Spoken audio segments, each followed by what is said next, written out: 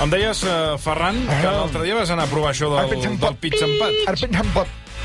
¿Y qué tal? Ahora me pensaba que te estresas, te vas por anar con los amics, con la família, con los nens i dels nens, por anar a practicar el amortismo jocs, porque pensa que Catalunya és de los jocs que més a practicar el pizza empat. Disfruta del clima, disfruta de... Bueno, i a més, vas dir que havies començat fent... Vas adreçar-te aquí a la pàgina...